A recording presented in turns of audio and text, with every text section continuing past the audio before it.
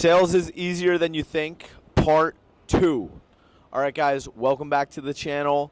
Remember, if you like the video, you feel like you got some value from it, please drop a like, please subscribe. I hope this leads to you guys closing more deals. So I made another video about why sales is easier than you think, and a lot of it was wrapped into the belief we need to have about sales, okay? Belief is everything, mindset is huge, right? Then I sat and I thought about it some more, and thing is, when somebody's very novice, they're new into sales, they're not confident, they're always wanting to know, how do I handle this objection? How do I handle this objection, right?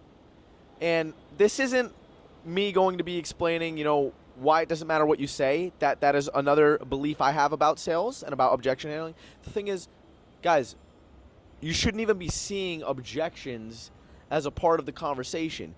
You create this big amount of pressure, this big mountain out of an objection, when a really good closer, or even myself, right, also really good closer, obviously, right, I don't even see objections as a separate part of the conversation. It's all one thing. Like I said in the last video, if you watched it, go check it out. If not, you're just having a conversation at the end of the day, right? When you're having conversations, at times there's going to be disagreements. Okay?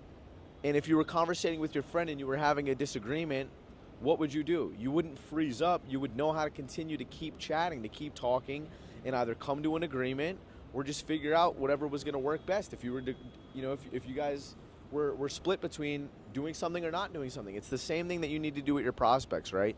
And when you can start to have conversations like that, where it's okay if an objection or a disagreement comes up, that doesn't freeze me in my tracks. That helps me figure out, okay, what do we need to do to come to some sort of agreement here, right? You're staying trustworthy, you're staying genuine, you're staying authentic, which is what the other person wants to see, right? So that's why people come across as salesy and gimmicky and weird, because they get hit with an objection and then they have this preconceived notion of a word track that they need to say that they just pull out, and it just doesn't sound right. If you're saying objection handles and they don't sound right, it's because you shouldn't be saying them at all. You're saying them because you're too focused on the objection. You're not focused on just the flow of the conversation.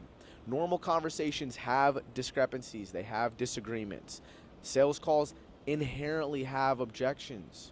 You will get better at handling them when you just don't let them trip you up. You don't see it as anything different. That's a really big thing. And sales is easier than you think as well, because what I should say is sales is all personal development training. If you're uncomfortable with having conversations with the people in your life, having uncomfortable conversations, right, you're not going to be good at sales. So the best way to improve your sales ability is to improve your communication overall with everybody in your life. Ask more clarifying questions when you're talking to your family, when you're talking to your friends. That will translate to you doing it on sales calls. When you get disagreed with in person, see how you respond to it, okay? Did you figure out a way that you guys can both come to an agreement that works for everybody, right? Did you not let it trip you up? Did you not get nervous, right? Start focusing on getting better there, and it will translate to your sales calls. Sales, if anything, is actually a great tool for personal development. If you get into sales and you put yourself out there and you need to learn how to communicate properly in order to transact, you're going to communicate with a lot more confidence. You're going to communicate with a lot more authority and conviction. But like I said, typically the best salespeople are people that are already good at that, because they're communicating the same way. That's the trick to a lot of this, guys. So, wanted to come back on here, part 2. I hope you guys find this video helpful. Remember, drop a like, subscribe if you found like this was valuable. Peace.